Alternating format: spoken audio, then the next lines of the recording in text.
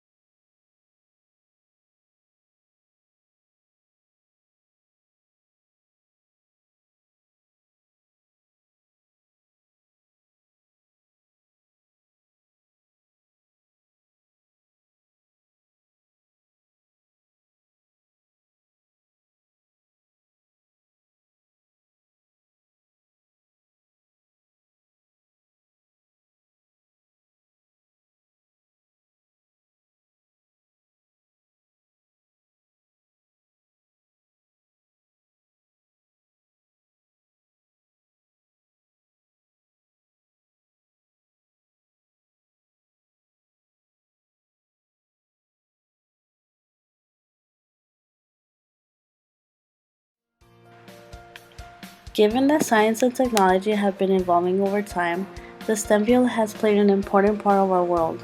There are all types of careers that one is able to pursue within that of the STEM field.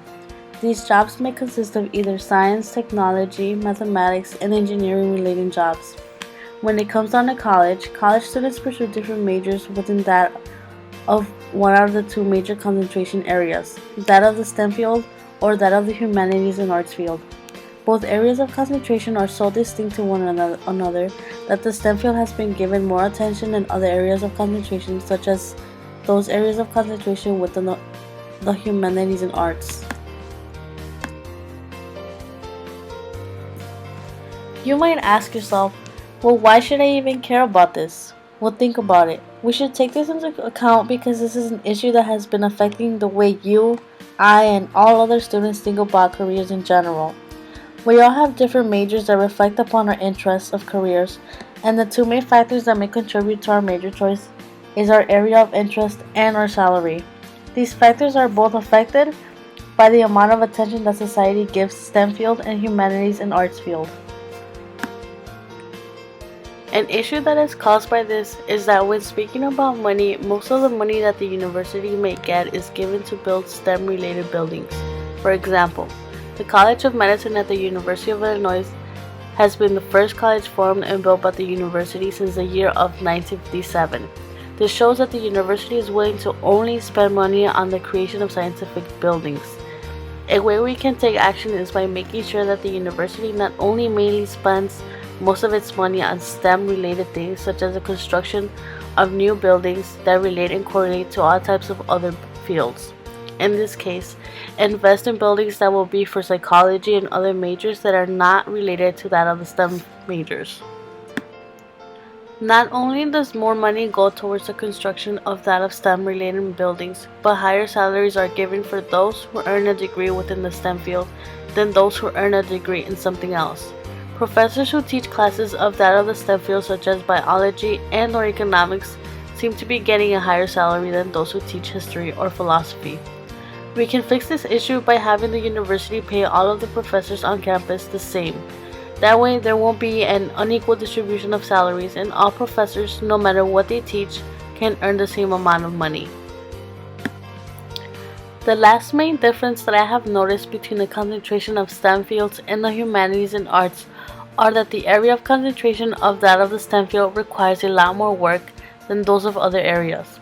For example, students here at U of I seem to be spending a lot more time on classes such as math and science than any other class. The engineering major, chemistry major, MCB major, etc. seem to require more of the complicated classes at U of I as a requirement. We all have heard about the difficult classes here at U of I. Some of us may have even taken these challenging classes. And yes, I am referring to physics, calculus, and organic chemistry. I think that we view these classes to be challenging because of the content and the overall requirements to not only pass the class, but to pass the class with a good grade. The amount of time that students normally put into these type of classes outweighs the rest. Sometimes, these classes may affect the way students think about the overall field of study that they are walking into. These classes may lead to stress, which can then cause a student to second guess the study field that he/she is pursuing due to the amount of workload and challenging content that follows. These problems can be addressed on campus by raising the standards on and requirements of majors that are not within the STEM field. All students should be challenged to the same level regardless of the major because it is college and students are in college to pursue one goal, which is to obtain a degree that will give access to a desired career.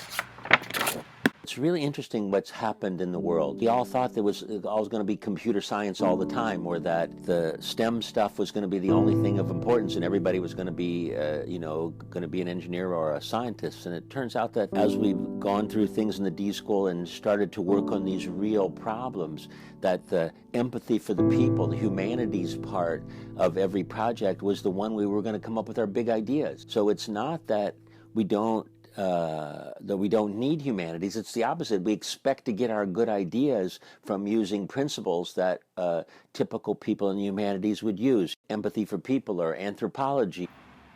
Again, we should look further into the main differences between the STEM field and the humanities and arts field.